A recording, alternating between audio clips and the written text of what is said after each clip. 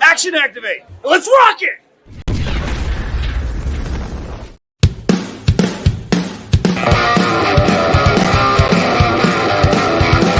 Here we come. There they go. People rise, 'cause they know we're super soldiers. We got cool clothes. You real smooth. And you see our pose. Action. Energize. Let's go.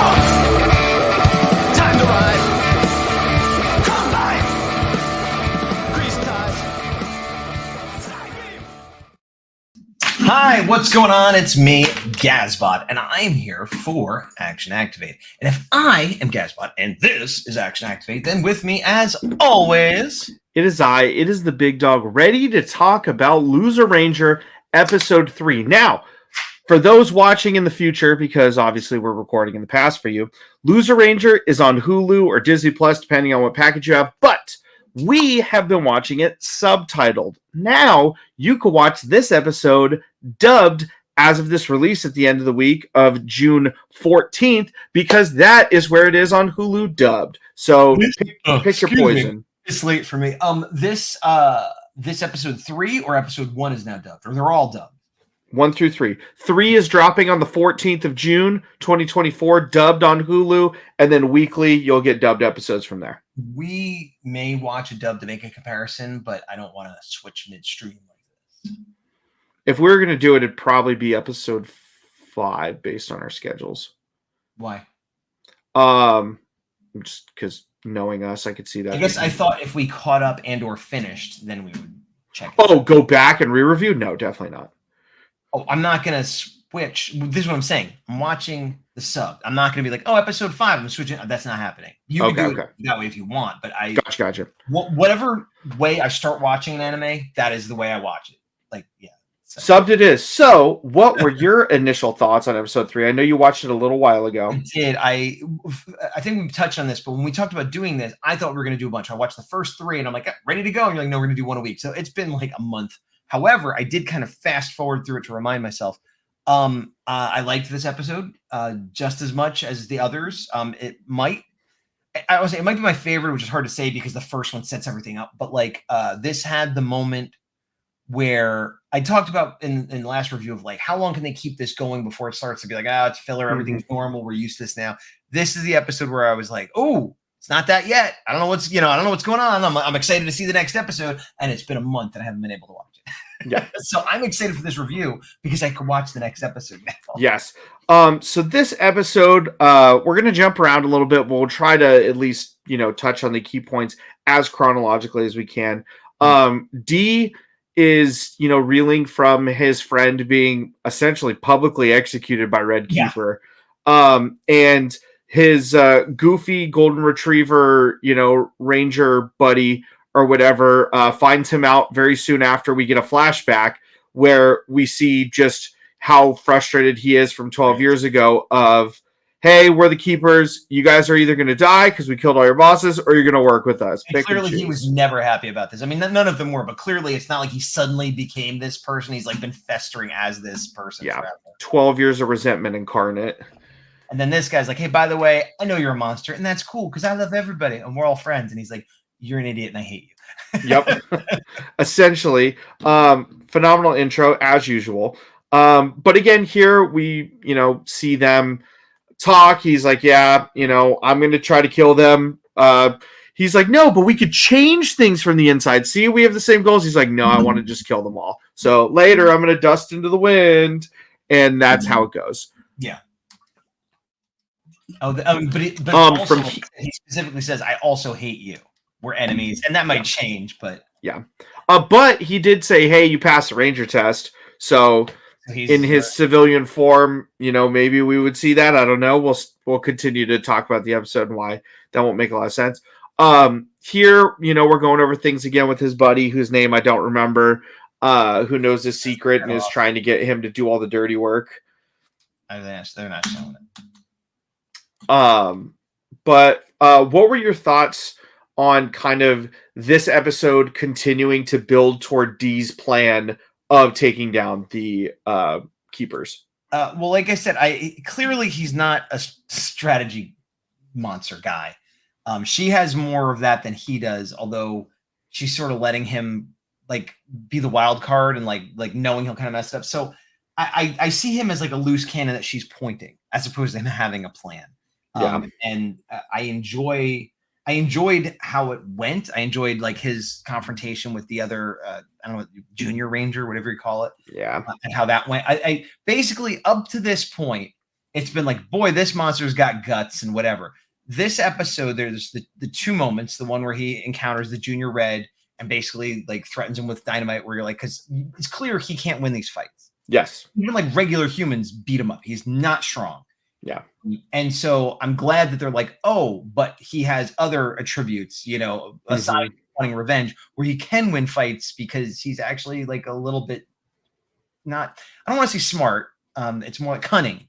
Yeah. Like Crafty. That's the word I was looking for. Yeah. And I like that because what I don't want to happen, and this still might, is that like at some point he's like, oh, I'm powerful now and I could beat you because I'm strong. Like, I don't want him to be that character because there were powerful versions of that character in his, base ship, his bosses, the monster of the week, and like none of them won. So like I prefer that he wins through subterfuge and craftiness and other methods.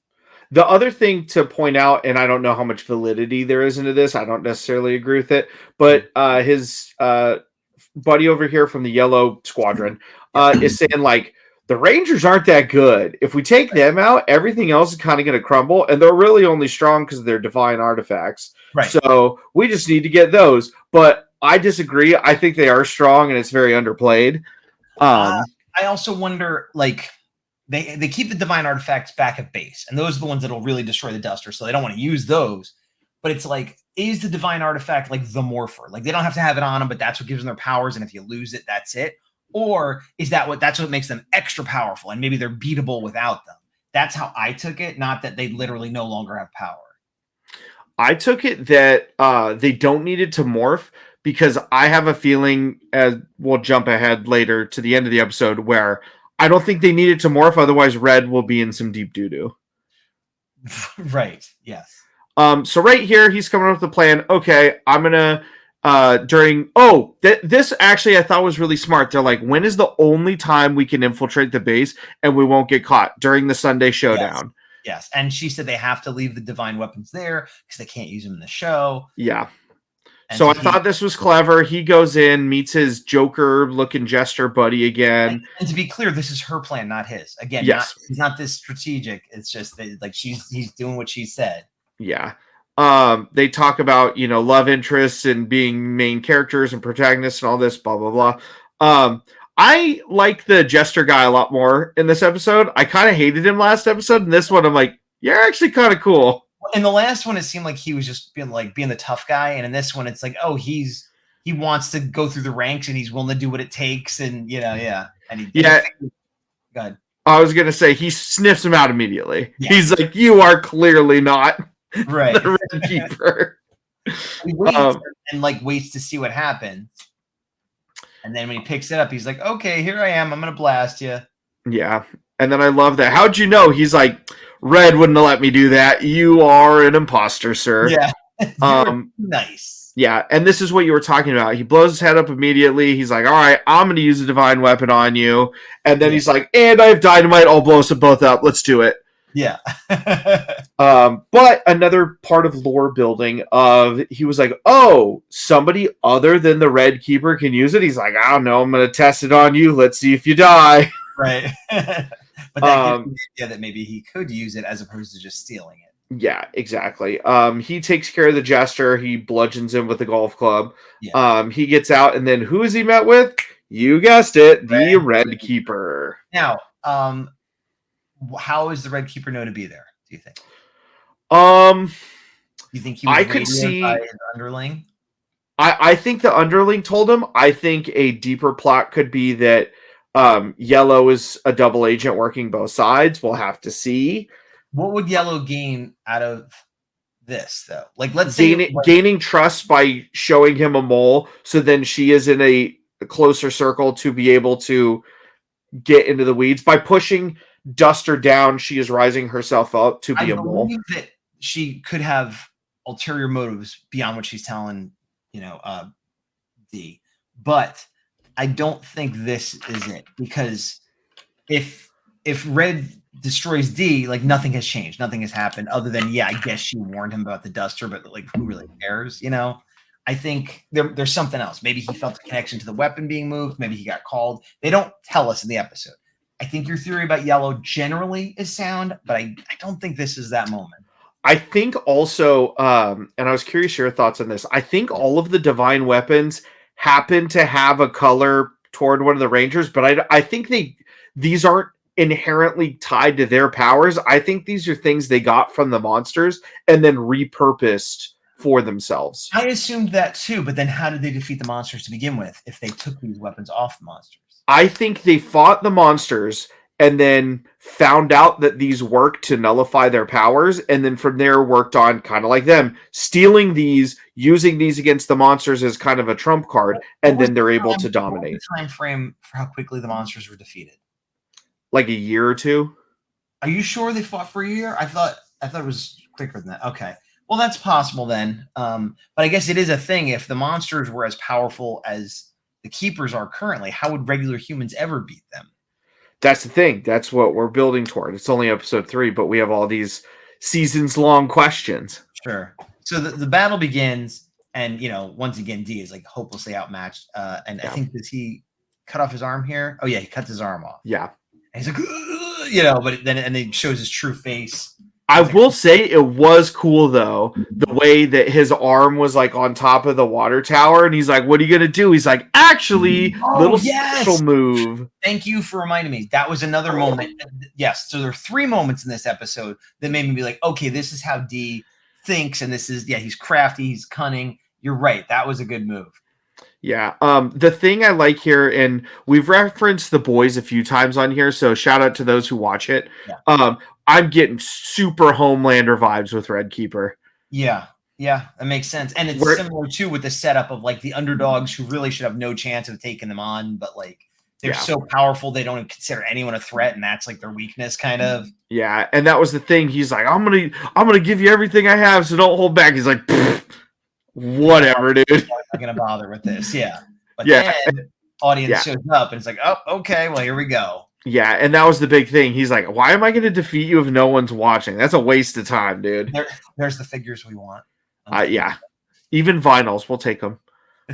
But yeah, right here, D does what he can to try to do something. Red fakes being injured to make it more dramatic. But here's the thing that I found interesting. I think he is doing his own thing versus the other keepers for sure. Because even when they show up blue or green or one was like, what the hell are you doing? Like, why are you faking being injured? Like, what's up with that? To like, not show he's been there as long or something. Like he's got something up on his own. I think he might have an agenda separate from the other keepers, but also remember, this is all a show. It's all about ratings and perception. So he might just be like acting, and they're like, what are you doing? We don't know what the story here is. Because they later talk about like, oh, we've been doing the same thing over and over again. Yeah. And that's when Green's like, hey, I have an idea. Let's do this other thing. And, so like it could have been just part of that. The one thing I wonder too is go back a frame or two when we see there. I'm wondering if all of those keepers have like a full power mode or whatever, where the mouthpiece closes, kind of like Green has, and I think that'd look really cool. You think Green is just the only one that's always using it or whatever? Or he just by default has it like that, like very Six Ranger energy. I don't know. But everybody else, like the way it stops here makes me think it should close. Yeah. And based on like Avengers and Transformers and Iron Man, like, it does feel like it should do that. Yeah. But yeah, they bring up, hey, let's do something different. They're like, hey, why don't you surrender? He's like, I'm going to kill you. He's like, all right, Blue, why don't you do your thing? Blue comes in with his legendary weapon. That's not legendary weapon, whatever. Divine. And so we see Blue has. So this is something I kind of semi-spoiled last week when I'm like, well, don't they each have one? And you're like, do they? I'm like, I don't know, because we see Blue has one, so it stands to reason that they each have one. Yeah. Going to your earlier point about the colors, it's possible if they manufactured these suits that once they got that weapon, they just said, okay, well, I'll make a blue suit to go with it. And maybe, yeah. But yeah, here we We see Blue do a special move, which is inflate him like a balloon and explode him. Yeah. So I'm hoping D's not dead, but like he might be. You think there's an actual chance he's going to be dead? I don't know, man. A divine weapon was used on him. Well, here's my thought. Spoilers. He explodes. It's not spoiler. It's literally where we're at. No. Well, the spoilers are much shown in a second. And then he's like, we must always appear cool. He goes to pick up his weapon, but it's not. It's made of dust. He swapped out his arm for that weapon in the dust, whatever. So another awesome move. And that like gave me Naruto vibes. Not that it was really anything like Naruto, but when I first started watching Naruto, I was like, yeah, this is fine, whatever. And I remember the moment when I was like, oh, this is actually cool. And this has been done a million times in a million anime, but it's just the first time I happened to see it. Was they were their first big battle. They're all just like kids and they're fighting this bigger ninja and they're getting their butts kicked. And they have this plan and Sasuke's going to throw this thing and it fails. And the thing misses, but then it goes poof. And it's Naruto was masquerading as this ninja weapon. And then he gets him from behind. I'm like, oh, I didn't see that coming. And they're not strong and they were clever. And that's how I felt about this. Like, I didn't see that coming. And he's not strong and it's clever. So it would be a similar feeling. Yeah, I think it's a thing. My new theory is the way the divine weapons work, because they just know they defeat the monsters. That's all they know about them. It could be a bigger plot point where maybe all of the monsters are trapped within the divine weapons when they're defeated. And if you destroy the weapon, maybe all of them come free or something. That could be cool. That maybe, yes, but I don't think this is the end of D. And this is main character plot armor stuff. But I'm thinking he kept his arm out. Like his arm didn't get destroyed. Now, they did make a point of showing his friend at the beginning be destroyed, and you saw the arm laying there and it disintegrated. So it's like, but he made his arm look like the divine weapon. And it stayed that way even after he was destroyed. Wouldn't that turn to dust when he turned to dust, not when the guy touched it? I think it just stays there for a little bit and then it goes away. Like I didn't see it that way. But I'm saying like that could be a link to him still being alive. Maybe it's a thing where, well, some of his dust wasn't destroyed. And he could slowly reconstitute himself over time. Also, if he had taken the divine, I don't know. I just see it as like there are hints that maybe he could still be alive, aside from the fact that he's a main character and he's probably going to be alive. Yeah, I definitely could see him being alive because of plot armor. It's just a matter of how, where will I be frustrated by the explanation or will it be kind of clever and make sense? You know what I mean? I'm giving it the benefit of the doubt that it'll be clever and make sense at this point. Same. That's the end of the episode. That was quick. Yeah. Again, like so far, for sure. Yeah, this one's solid. Like really excited about this series. So these apparently are post-credit scenes with the dolls. I haven't watched all of them. This one I actually skipped, but I need to go back and watch it. I've watched part of them. They're just whatever. They're goofy little things. I enjoyed this. I after I watched the first episode, I'm like, that's great. Where are we gonna go with this? I watched the second episode. I'm like, okay. And now after this episode, I was like, I can't wait to watch the next one. And then they waited a month now. Yeah. So this will be good. Other than that, that's not. There's nothing too much. What I will say is for those who are watching these, thank you. If you are planning on watching more of the series or catching up or even starting fresh because you watch this just to get a feel for it, are you more of a dubbed anime person or a subbed anime person? Let us know down below. I'm very curious. For me, it very much depends on the series or it depends on my level of care is the wrong word, but like some series I'll watch dubbed so I can get through them faster. Right. Well, what I was going to say is I generally prefer subs. Now, dubs have gotten a lot better. There was a time when dubs were terrible, just maybe the quality of voice acting wasn't good, but also the translations weren't good and stuff. At this point, they're generally are pretty good. But I prefer dubbed because that's the original intent. That's the original actors. Like hearing subbed, you mean? Subbed. I'm sorry, subbed. But dubbed allows me to be able to draw or clean my house or do anything else. With subbed, I really can't do anything else but watch it. And so that's, as someone who has time issues, is not ideal. But watching one episode a week is not a problem. Yeah, like for me, I watch like My Hero Academia dubbed. I've watched Dragon Ball dubbed. Well, Dragon Ball is the only one where like I can't watch it in Japanese because I've only known it in English. So like to me, that's my version of it. Yeah. That's how Cowboy Bebop I started watching on Cartoon Network in English. So that's always gonna be in English for me. Yeah. Yeah. But anyways, Here's I another- have been. Hold on. Oh, you Subject first. of this one. The other is I originally thought we would watch chunks of episode and review them all at once. You thought we'd do an individual episode. That's what we've done so far. To the few people watching, does it matter to you? Would you prefer we blast through a few episodes or just do it one at a time? Let us know. Okay. Now you can see. Until next time, I am the big dog. I've been Gazbot. And to the power. See you guys later.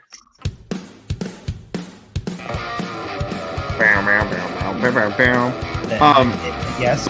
Bonus content for anybody who listens to our credits. We were talking about Power Morphicon and what we're excited for, planning ahead, yada yada yada. My question to those viewers right here is: third question. If you're going to Power Morphicon, who are you excited to see? Tell us down below, because I'm building my list mentally as we speak. We will be there. I'll be there every day. Big Dog, I think, is going to miss the first day. Yeah. I will have a table with my art, and we will also be farting around as fans and farting around as Action Activate. We'll definitely be farting. We will be there, and we will be square. And square farts.